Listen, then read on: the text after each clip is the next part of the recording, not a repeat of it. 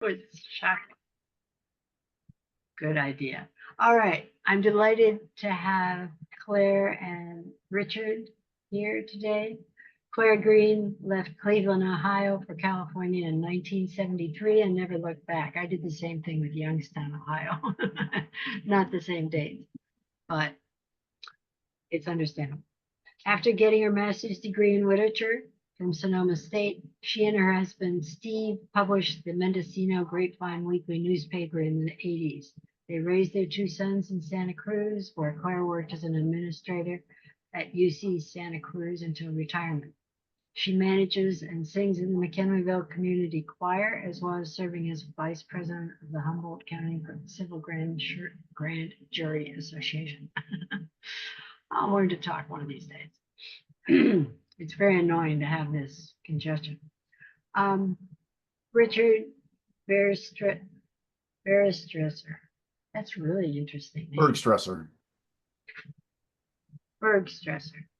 It's a little intimidating, I get it. Okay. He's a fifth generation Californian.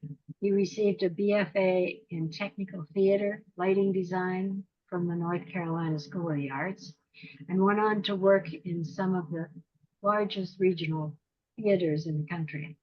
In a fairly dramatic change, he became a California State Park Ranger at Humboldt Redwood State Park, where assignments included interpretation, campground operations, rescue management, resource management, emergency medical response, and law enforcement for 9 years. Sounds like a great job. He then joined the Arcata Police Department in 2010, working as a patrol officer, training officer, and watch commander, spending 5 years in a plainclothes undercover capacity. After retiring from law enforcement in 2021, he turned to running the business aspect of his wife's private mental health therapy practice. He was a member of the 22-23 Humboldt County Civil Grand Jury and returned for the 23-24 season as foreperson. Lots of great experience. So we're looking forward to your talk. And Claire, it's all yours to start. Thank you, Jane. Thank you very much. Thank you, everyone, for joining us. Civil grand jury. You're all familiar with criminal grand jury from your Law and Order reruns, but this is the civil grand jury, and it is an arm of the Superior Court. And the civil grand jury is charged with investigating local government and determining what works and what doesn't, and really just being a watchdog over county government. It's only in Humboldt County that we work. I don't know, Richard, why don't you give us some examples of the types of things that we have worked on? Well, yeah, I'm going to focus on the last couple of years because it's fresher in our brains, and some of the more larger things in the local news. Last year, we did an investigation on the Jacobs property and the shenanigans with the Eureka City School Board. Should be said, we tried very hard. We don't try, we succeed in not being political. So, there was a lot of rigmarole around that about Arkley and parking and this, that, and the other. We stayed focused purely on the school board, on whether they stayed within the confines of the public record, I'm a little stumbly this morning. Public meeting laws, which we found they barely did. And I think that's one of the examples where we're actually able to help move the needle by, along with a lot of good media coverage, pointing out some things that we found through an investigation needed to be addressed by the school board moving forward. Last year, we also did one on potential oversight of the sheriff's department, pointing towards the Eureka Police Department and how they have done both civilian oversight and working with an independent auditor who is a professional in law enforcement to review all the use of force and some other incidents and really open up transparency for the people to see what's going on within what's really in the sheriff's department, probably the most high profile government entity in the county, maybe after the Board of Supervisors. Um, and that was not necessarily received well by the sheriff, and it's an ongoing process. We also looked at Arcata Fire, which is facing some significant financial shortfalls coming up. Whether they reinstate or continue a property tax assessment, which will come due to expire in 2030.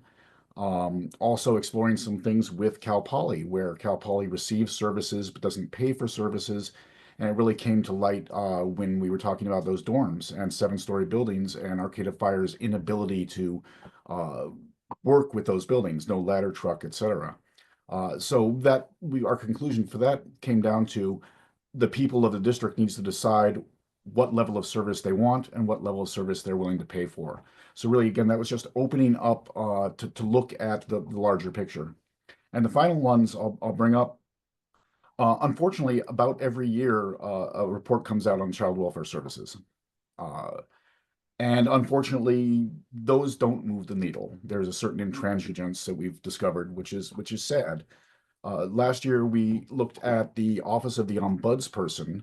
Most of you probably remember in 2018, the Attorney General sued the Sheriff's Department and Health and Human Services because of the way that child welfare services were handling and not handling specifically Native kids, but kids in general. That part of that led to a consent decree where CWS was going to open a complaint department, which ended up being the Office of the Ombudsperson. And our investigations found that the Ombudsperson was not, in fact, handling those complaints. And they, in fact, were violating their own policy and not getting back to the complainants in about 3/4 of the cases, which doesn't really build confidence from the public. And the year prior, we looked at the court process and how it's being dragged out and out and out, which causes these kids who are in the court process to sustain further damage, further adverse childhood experiences. And we made some strong recommendations about compressing that timeline. Sadly, both of those reports were received with resounding silence. But what I referred to earlier, the 2018 Attorney General, that partly came from a grand jury report, and that was a significant movement of the needle for CWS. So sometimes these things work. So that's just a few examples of what we've been doing, except not hitting the PowerPoint button over the last couple of years. And Claire, back to you. Okay. I'm going to give you a little history of the grand jury. When California became a state in 1850, the grand jury system was incorporated into the Constitution.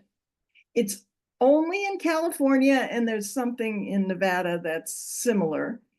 California is the only state that has this civil grand jury system. All 58 counties have them. There are 19 members in each grand jury, except for the real small counties and the real big counties. LA, oh gosh, 23, Richard, help me. Either 21 or 23. Yeah, anyhow, so there are more in LA and fewer in Alpine doesn't even have a grand jury, I don't think. There's only 1,000 residents or something. But anyhow, otherwise, basically, all 58 counties have a grand jury every year, has to be impaneled, 19 members, they're all equals. The 4-person is just a coordinator, not a leader. Everyone has 1 vote.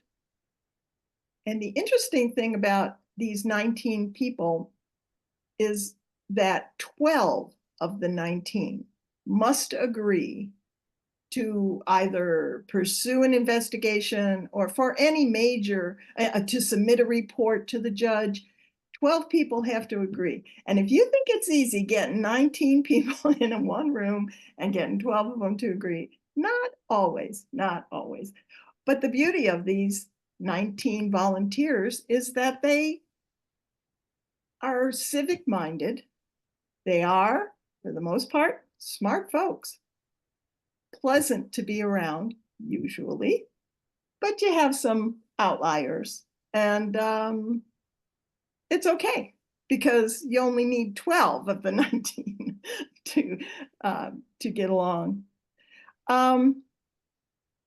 Applications come in about this time each year. The year starts July 1st. It's 1 year of service, different from jury duty.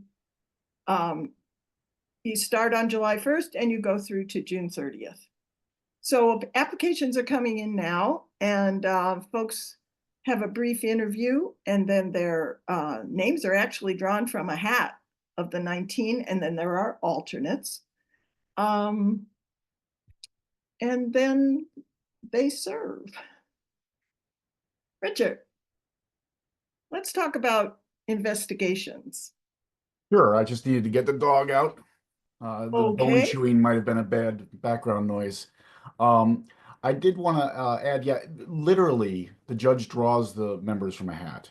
Mhm. And there's really no other way to approach this thing fairly because we want as large a cross section as possible. And if you get into any sort of, aside from base qualifications, if you get in any sort of entry door, it starts to skew things. So it's literally from a hat.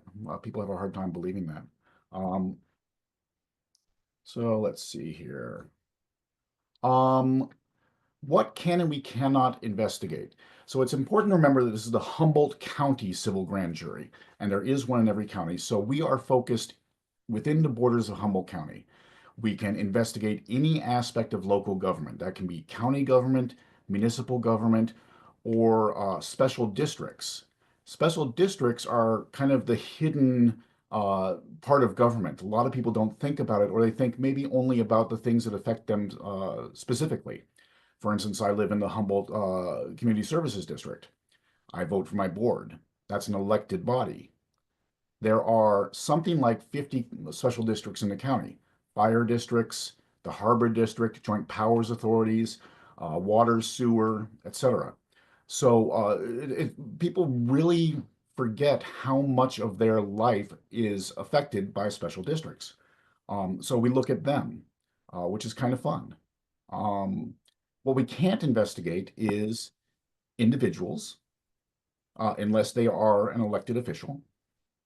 We can't invest state or federal government, although we can kind of tangentially bump up against it if they have interactions with one of the agencies that we can investigate. We also can't, we can, in a few cases, we can investigate, for instance, a nonprofit. If the nonprofit works with the government, has a contract with the government, and only to the extent that that contract covers. So we really focused in on government. And that's why people generally call us the watchdog of the government. And that's what was intended in the Constitution. We also can't investigate the courts. Julie? Yeah, there's a quick question in the chat. Do you ever have a hard time getting 19 people some years? Yes, actually, because it is a 1 year term of service, people fall off all the time for various reasons. And we have to go to our alternates, and frequently there aren't a lot of alternates. And we use up the pool and have to go out and try to get more applicants. Yeah, no, the more the better. I can say if anyone applies, they're almost guaranteed to get a seat eventually, sometime during the year.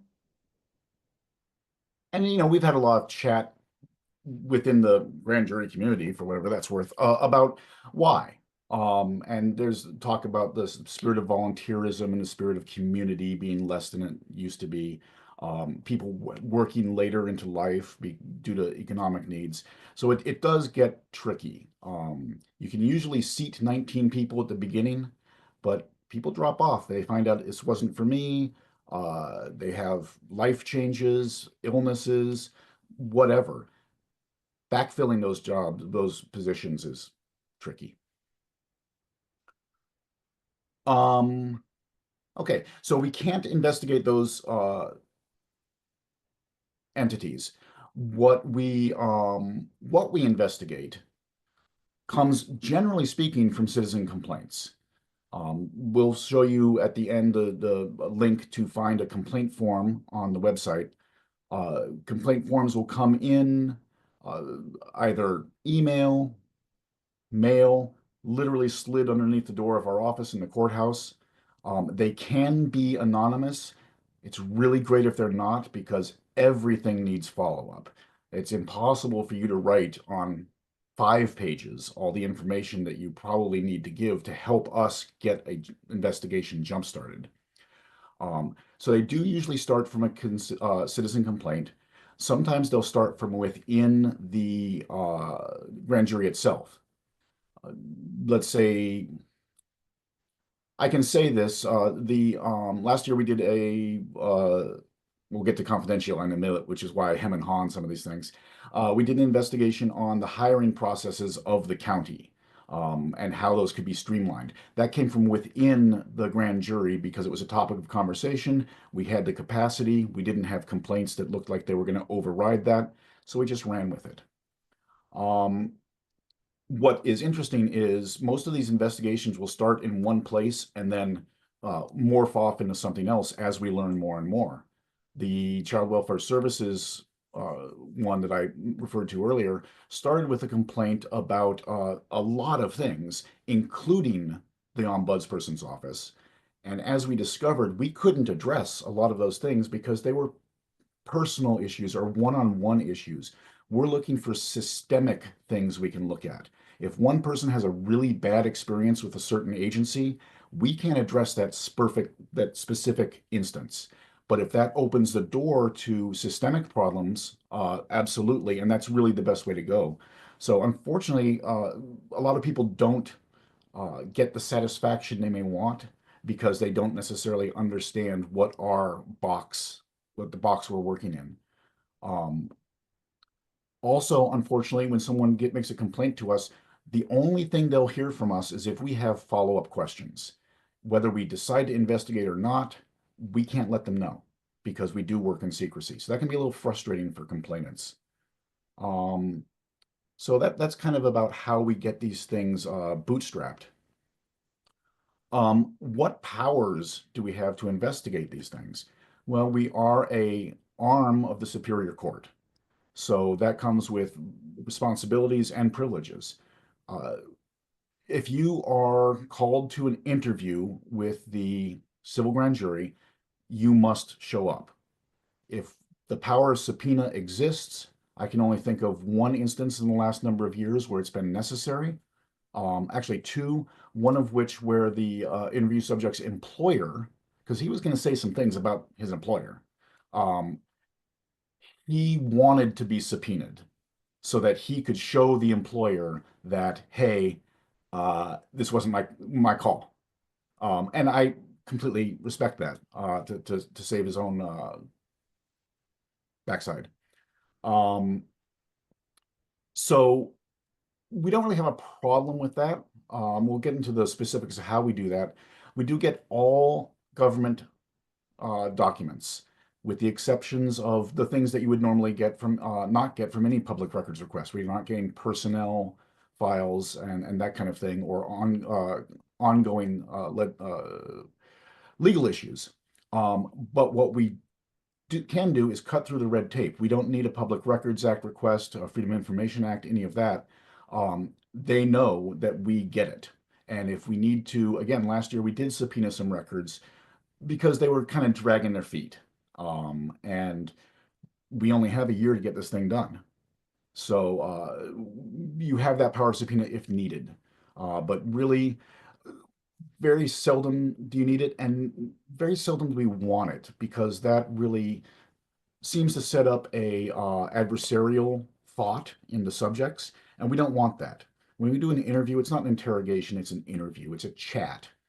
And that's how we want to keep things in as low-key and cooperative a way as possible. Claire? Confidentiality. It's absolute. If one serves on a grand jury, the discussions that happen are not revealed. They are secret for life. You can't even tell your spouse. You can't talk about what happens. You know that phrase, what happens in grand jury stays in grand jury. That is absolute. Yeah, like I said, you can't go home and talk to, you won't believe what happened today, you know. Quite frankly, my husband appreciated that I couldn't talk about it. But yeah, absolute. The only things that can be revealed are in the reports. And in fact, when a foreperson is interviewed by the press, for example, one that I served under wouldn't say a word, would only say, the report speaks for itself. The report speaks for itself. So I'm not sure how efficacious that was as far as getting the word out, but it's true. The reveal, if you will, is only in the reports. Interviewees are not identified to anyone. When our offices were in the courthouse,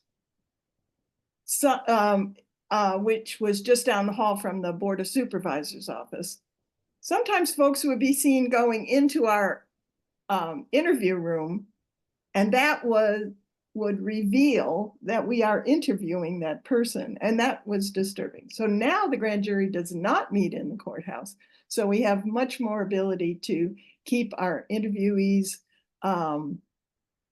secret. And people are not identified in the reports either. We go to great lengths to not reveal anything about where we got this information or that information, or the individual from whom we got that, or even the office. And sometimes it's really tricky to not reveal where something came from if you're on a very specific subject. So, but all this is conveyed to the members through training. The Grand Jury Association, Civil Grand Jury Association of California, is made up of former grand jurors, and that's Richard and I are in that association, and our jobs are to assist the sitting grand jury through training, through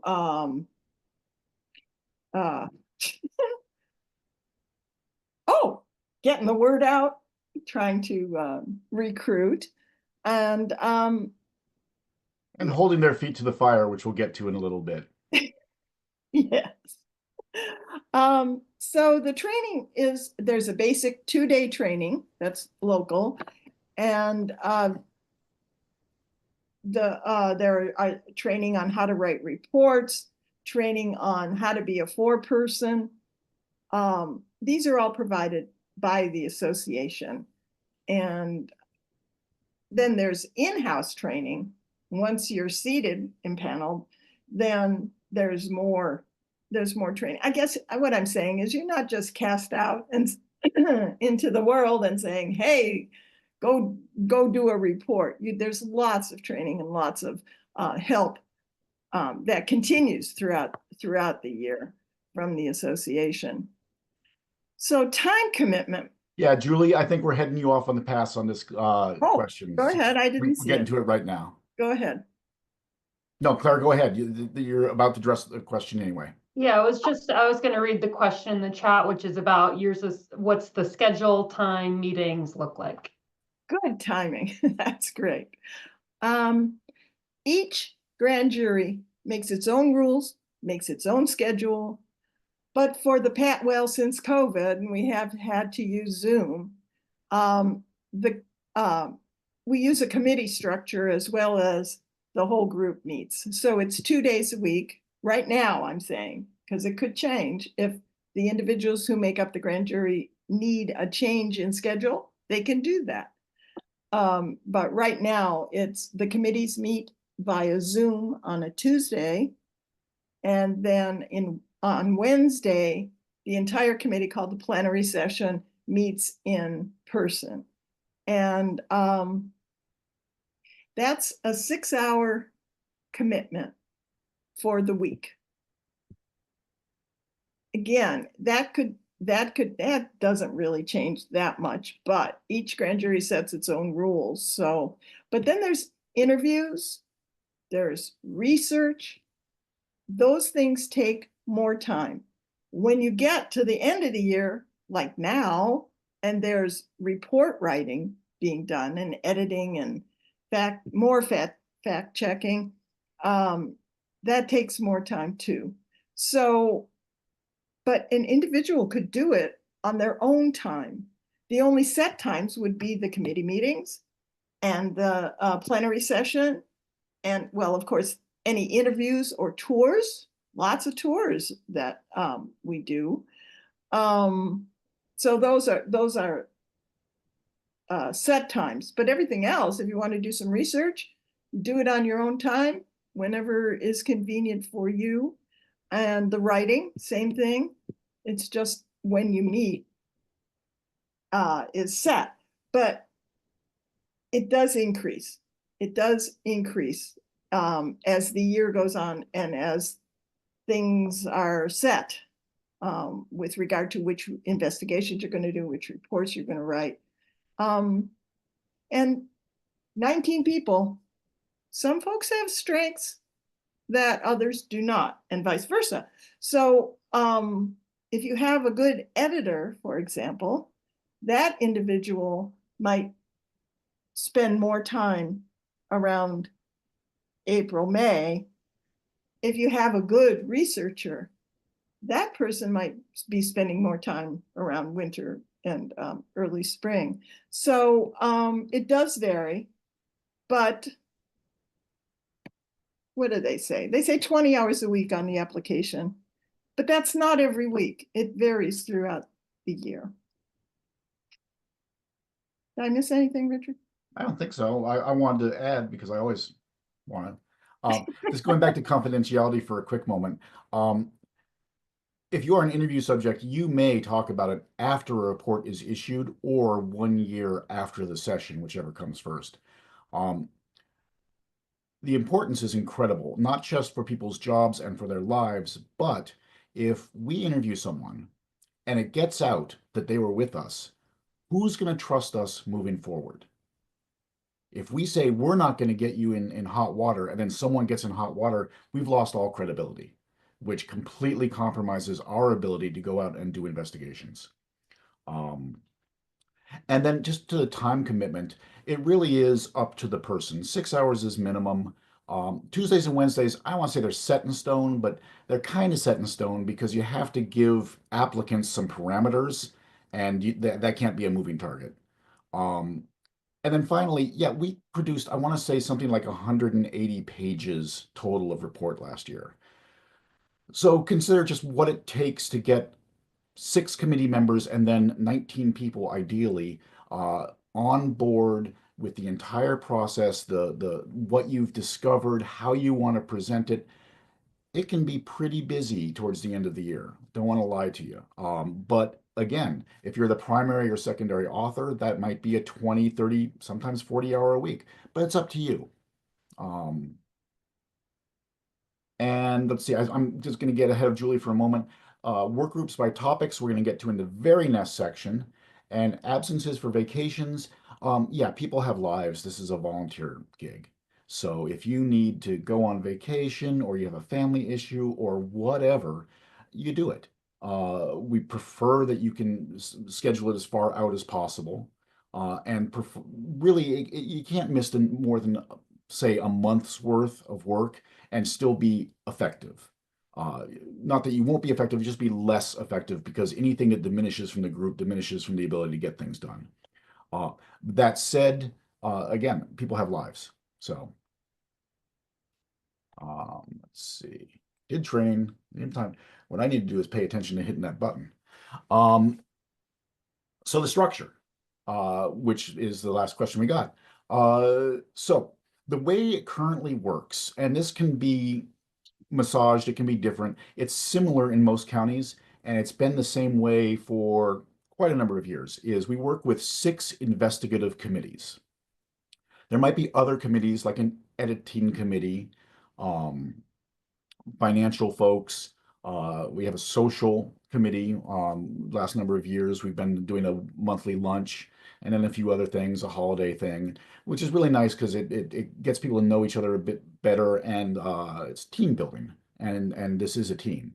Uh, the thing I say a bunch of times is uh, the grand jury is a one living organism made up of 19 people. And just how they all interact with each other is up to each grand jury, but it's really one group and it moves forward as one group. But anyway, we work with 6 investigative committees, and each member is on 2 committees a year. What they are currently working with is an administration and finance committee, which is focused on county processes. The auditor controller, remember rigmarole from a number of years ago, there was a report from the grand jury on that. Recorder, elections, tax collector, it can be elected officials, it can be appointed officials, but it's really process related. Those are the folks who did the hiring report last year, and I think that's the same group, maybe it was Public Works, did a investigation about county leases and how many leases versus owned buildings there are in the county. So that's kind of a nuts and bolts about money and process committee. Cities and districts, which is just like it sounds, and it's what I mentioned earlier on who we can investigate. This is focused on the municipalities. So I think it's 7 stills: Trinidad, Blue Lake, Arcata, Eureka, Ferndale, Fortuna, and Riadel. So those municipal governments, as well as special districts. So any of the 50 plus special districts kind of fall into the purview of cities and districts. There is a custody and corrections, and perfect, K.S. Garda, I'm getting to your question right here. Custody and Corrections Committee, which examines local custodial facilities. There are very few mandates from the state. One of them is each grand jury shall create 1 report per year, and the other is they shall investigate any prison within the county.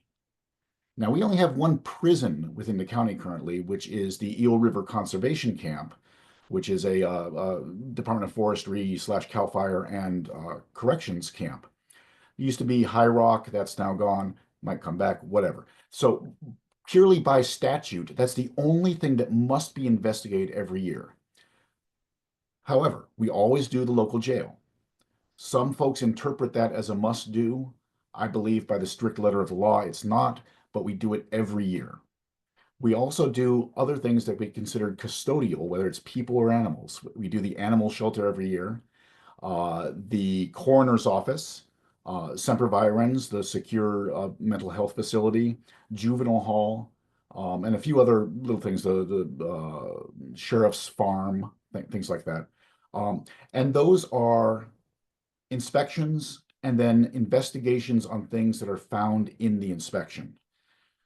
It's not, and I should say this, none of these are looking for fault. All of these are looking for what's there. If there's something that's at fault, hey, let's examine it and come up with ideas on how to make it better. If we see things that are moving really well, we need to say that in the reports, because as much as government needs to be criticized constructively, they also need to be praised for the things that are working. So you will almost never see a report that's full of praise, top to bottom, but you sometimes see them that's darn close. And that's as important as anything else. So that's custody and corrections. Then the big monster beast is health, education, and social services. As most people know, DHHS takes half of the county government as far as budget and personnel. And there's a lot of complications in there, but we're talking about adult protective services, child welfare services, the schools, the libraries, behavioral health. That all fits within the acronym is HES, Health, Education, and Social Services. That is a big, hairy one. That they always need help. We've got law and justice, which is looking at the district attorney office, the sheriff's department, police departments, inmate complaints, probation, that kind of thing. And then public works, which is, as it sounds, airports, roads, buildings, grounds, environmental health, parks, all that kind of thing. Now, there can be a lot of crossover between these committees because, for instance, I just said public works, roads, and buildings. Where are those, county or are they city? So is it a municipal or is it up in one of the other? A lot of this is moving targets. So the group as a whole looks at the workload that they're taking on and decides this is the correct committee for this, or maybe this is usually in that committee, but this one has the capacity and the interest, so let's move it over there. It's flexible within, it's fairly flexible, but it is a group dynamic that decides how this is going to be split up. And just before I forget, the dropout rate of members, not corrections.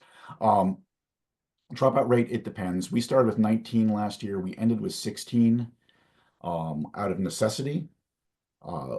We probably gained and lost 8 or 9 folks during the course of the year. So that's a lot. That's a 50% rate. I think that was a higher rate than usual. It's difficult. It's very, very difficult. And I should point out that if you have to end up with less than 19, the supermajority of 12 still holds. So now you have an even bigger task on getting everybody on board because 12 out of 16 is a little tougher than 12 out of 19. But I digress.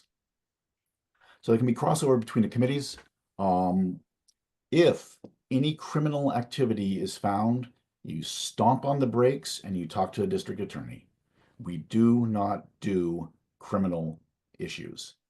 Now, there can be times where you bump right up against it and you need some legal advice. Last year in the Jacobs report, I can say, and it's the Brown Act I was trying to refer to earlier. Brown Act is a law. Did they cross that line or not? Well, heck, we need to talk to both county council and the district attorney's office to make sure we're not stepping on toes as far as if there was a violation of criminal law. In this actually case of administrative law, what do we do about it? Who wants it? Can we get the blessing from the district attorney and county council to move forward? Or are we hitting the brakes and handing it over? Or can there be a little discussion between? So we have to be very cognizant about that kind of thing. Let's see. Okay, I'm just going to keep yakking for a while. If any questions about that structure? Okay. The process. Hit the button. So we have these 19 people, and as I mentioned, everything is approved by supermajority. We'll receive a complaint. We'll look at the complaint and decide, is there enough here to open just an initial inquiry? And if so, who's the best to look at it? So we'll hand it over to a certain committee to just kind of poke around the edges and see if there's any there. They will then come back in a week or 2 weeks or 3 weeks and report to the group as a whole. And this is what we found. We found this, that, and the other. We don't think there's enough to move forward on, or we think there is. And then it's a group discussion. It's that one organism of 19 people discussing it and finding out what they think the best way to move forward is. If there is enough to move forward, we will open an investigation. Supermajority vote, 12 out of however many you have. That will be assigned to a certain committee. They'll start poking around, and there are 2 kinds of investigations that we approve. Limited, whereby every step they come back to the plenary, to the whole group, and say, this is what we want to do next. We want to interview X. We want to find these documents. And most of the investigations start on a limited basis and then expand into an open investigation. Once people kind of have the ball rolling in the right direction and the whole group understands what that direction is, open it up to limit open investigation. They can interview any witnesses, request any documents within limits, and that's all coordinated with the foreperson, and move forward with it from then. So, again, I'll just do the living organism thing over and over and over. So we have that Tuesday Zoom meeting, an hour and a half for each committee, and they can work together. They can also have outside meetings if need be. And then the Wednesday meeting where everybody gets together. Wednesdays, might have special guests, some training, some new complaints. We'll review what's going on, and it's 3 hours and a lot of work. So boom, boom, boom. You got to keep it very efficient. In doing these documents, investigations, it is so incredibly important to use primary documents. Can't move an investigation forward working with other people's interpretations. You need to find those primary documents, primary sources who are your interview subjects, and build from there. The fact is, most of the primary documents these days can be found online. You don't have to pester various government authorities for paper or PDFs. 95% of it is there, and you just have to get pretty clever with Google now and again. But it's all achievable. And as I said, it's interviews, not interrogations. Go over to the questions. See, Julie, I'm doing okay with looking at the chat, right? Yeah, there are a number of long-lasting relationships and friendships that have been built from this.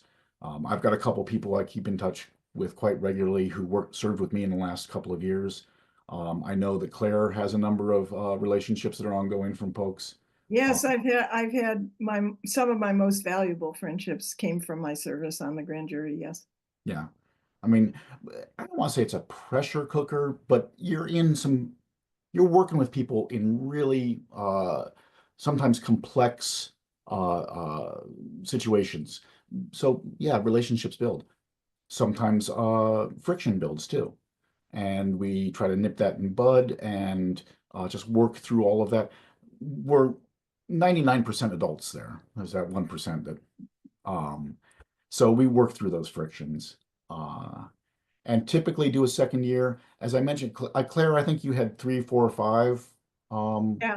We've had 6 Yeah, or 7 in the last couple of years. all of them, not Yeah. all of them by a long chalk. So. The strength of that is you bring people who don't have to learn all of the nuts and bolts, and so they can bring everybody else along. And if you have holdovers every year, you just kind of carry that corporate knowledge forward for all those years. And it's very helpful to the new people too, to have Yeah. someone who has been in that situation. Go ahead and get the questions done as we go along. What do we do about someone with their own agenda? And perhaps it is a reason someone applied. Yes. That's tough because first of all, you have to sniff out the agenda. I can think of. Oh, go ahead. Oh, no, Claire, please.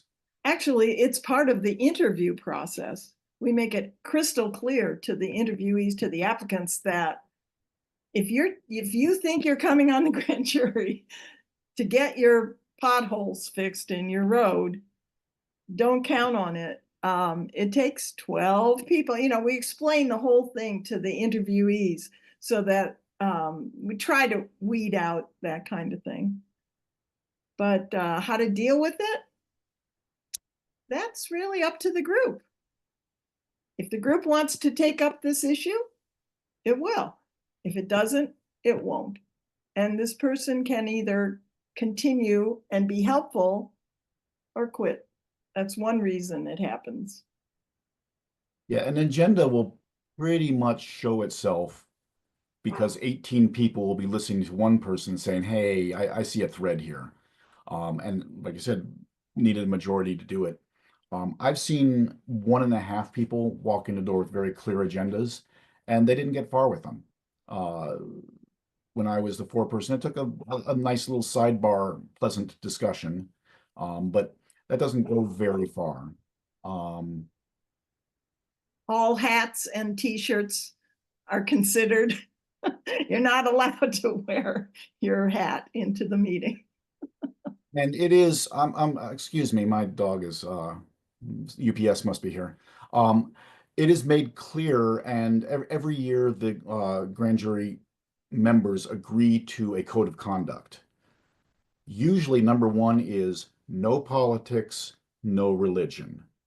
Does not belong in the group. And with, I don't think I can think of an exception in 2 years of doing it where we've had somebody bring that into the room. You want to go out in the lobby and fuss all about politics? Great. When it comes in the room, it doesn't exist. We'll get Why back don't to you the do the reports and responses briefly, and then we can summarize. Is 1 o'clock our stop time? 1:30. I thought it was 1:30. Oh, it makes a difference. I believe it's until 1, but Okay, I'll speed the heck up then. I thought we were looking at 1:30. yeah. am I Sorry. incorrect, Jane?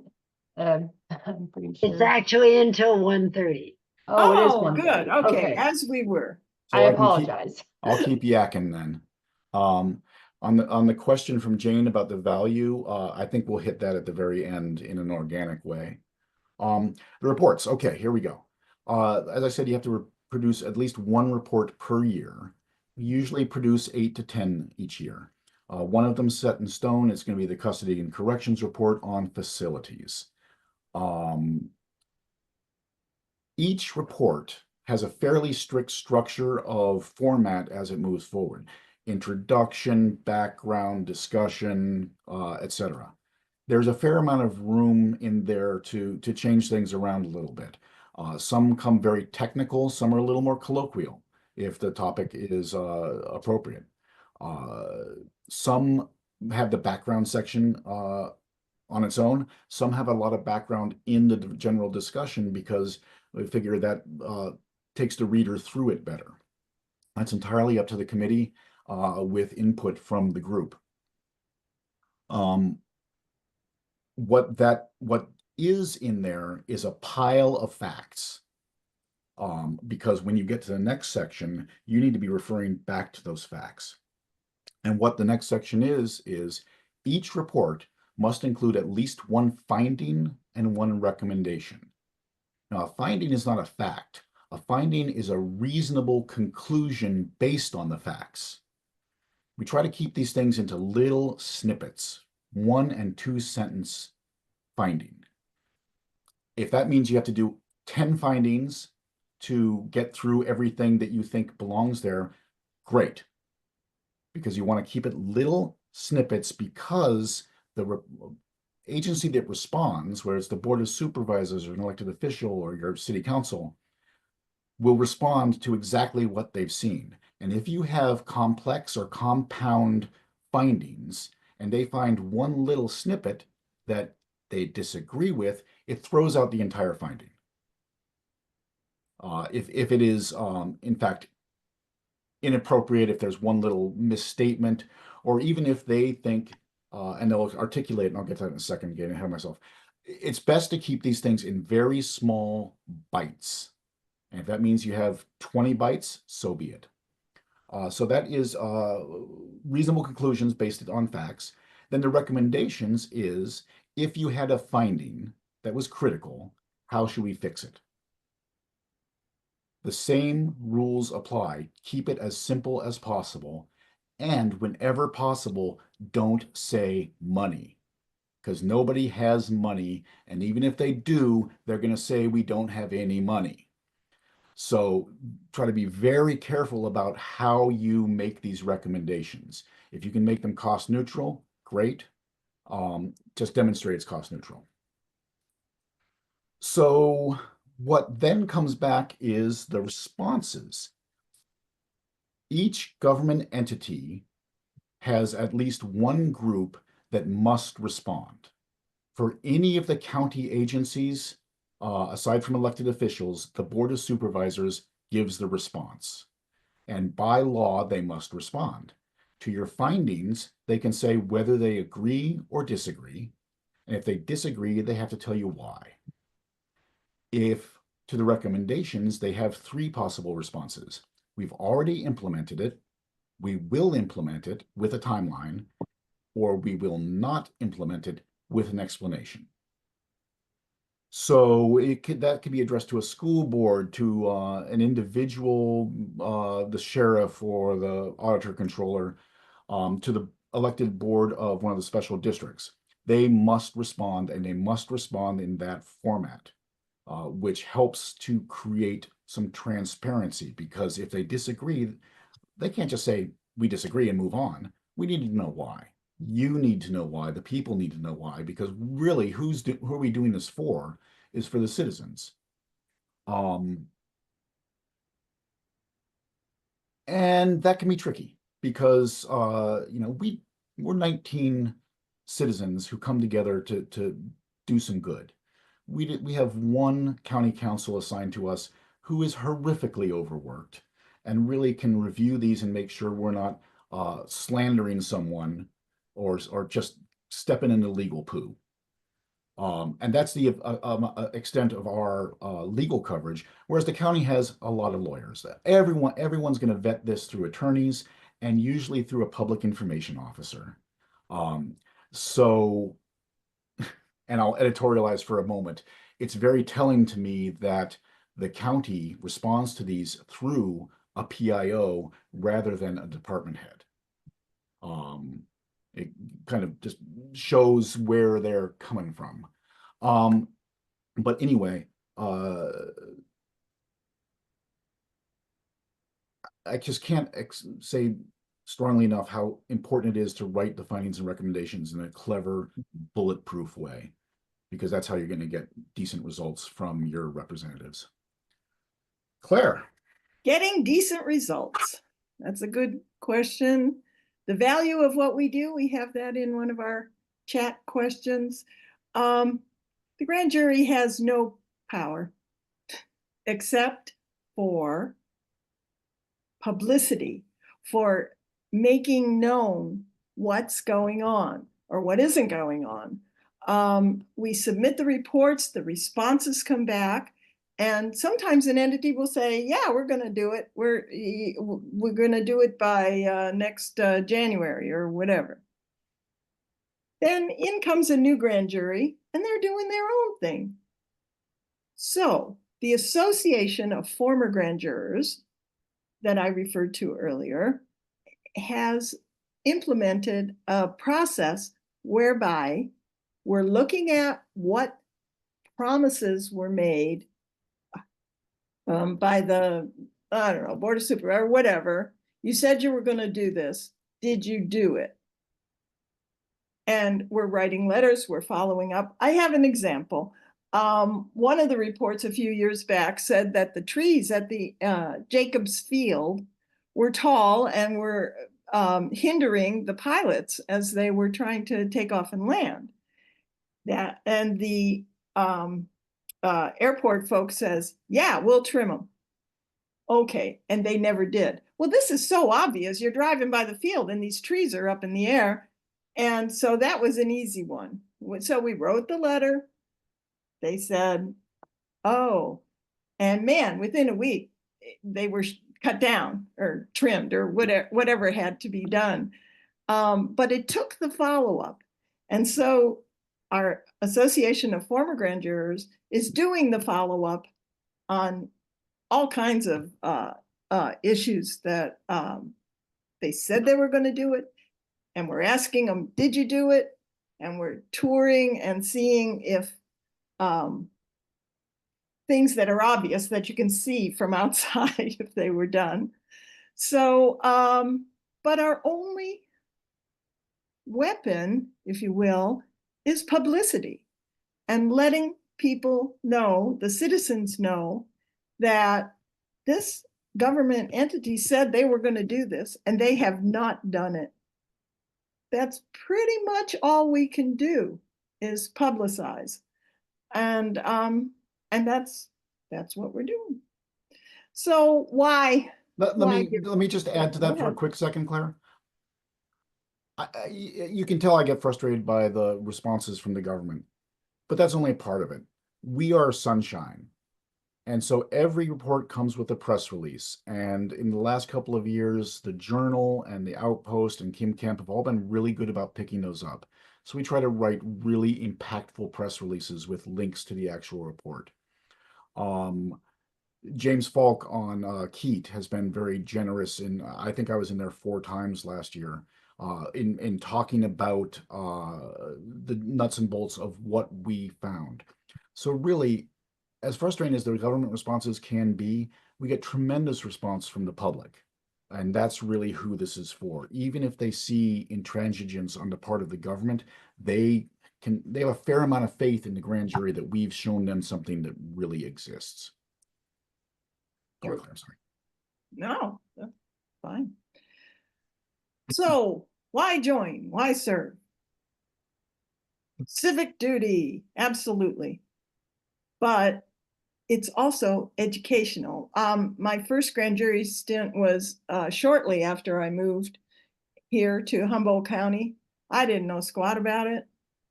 And man, did I learn a lot. It was amazing. And I feel very confident that I'm going to stick around too, because I also found out some good things. But very educational, how the government works, how they don't work, who are the movers and shakers, and that kind of thing is fascinating. It's also very community focused. So if you care about Humboldt County, serving on the grand jury is a good thing to do. You do make friends. I have. And I mentioned before that the folks you're working with, they care. They're pretty smart and they can do the work. And it's an excellent team effort. Another fun thing are the tours. I mean, you get to go on tours of all these places, the jails and supervisions and all these places. So yes, civic duty, but there's also fun stuff too. Okay, so have we piqued your interest? If we have, here's the requirements if you were thinking of applying. You have to be 18. You have to be able to speak English. You are not holding an office. You are not incarcerated. And you have lived in Humboldt County for 12 months as of July 1st. And those are the only factual requirements. No personal agendas allowed. We talked about that already. And then the website for application, is it on the screen there? It is. I've got a few other things before we get to that. Sure. About other participation. Go ahead. Which is, if you want to make a complaint, the form is on the website. They're also in the door of the office of the grand jury, which is on the first floor of the courthouse adjacent to the county Board of Supervisors chambers. So you can get it from either location. You can submit it online, snail mail, or slide it under the door. And so that's at the first website URL there. Read reports from that same place. If you're interested, there are, I think every report for the last 18 or so years is available there. If you're curious, if you have specific topics you're interested in, if you can't sleep at night, that's where all the reports are. It's a good resource. If you want to learn more about the Grand Jury Association, which is a tremendous organization that supports every grand jury in every county, that's the second URL there. You can find out about training opportunities, legal issues, report of the year, and also journalist of the year. We have 58 counties in the state. We have, 40 million folks now? Here in Humboldt County, we have 135,000 people. Thad Greenson from the North Coast Journal won the statewide reporting award from the Grand Jury Association for his work on the Jacobs property, in conjunction with what our investigation showed. And I think it was really cool. I'd read an article that Thad had just put out. And I go, oh man, we just learned that last week. And if anybody knew exactly what was going on, they would have thought we were talking the whole time. So it was very well earned. And I think it's a credit to our grand jury that 135,000 people got the best coverage in the state.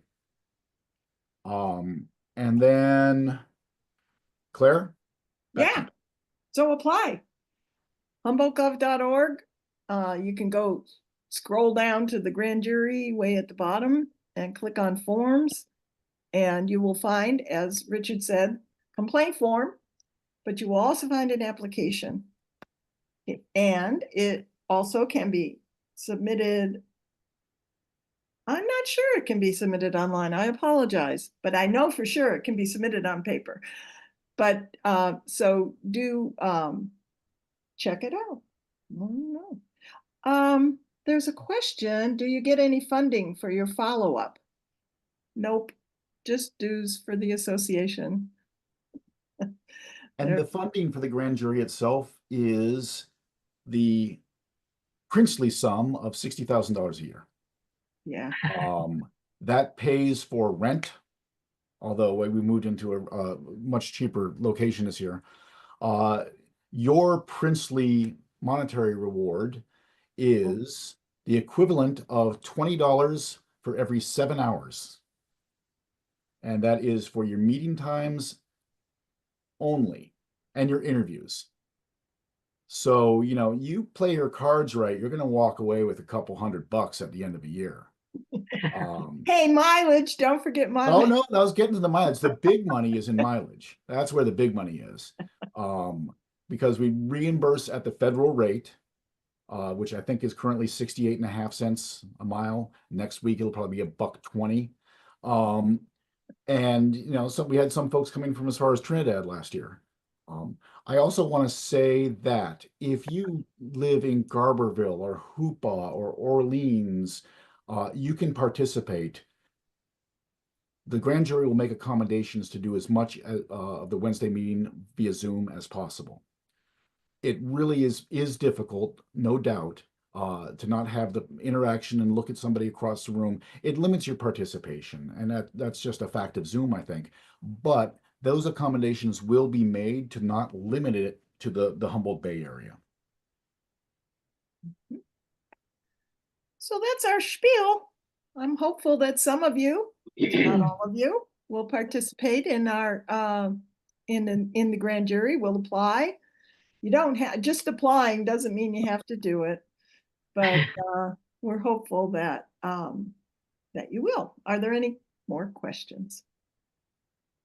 I We think do have you've one done from very good. Garberville this year. Dennis Reed just chimed in, and he is on the current grand jury and was on it last year. And it says right here, we have one from Garberville. So that's fantastic.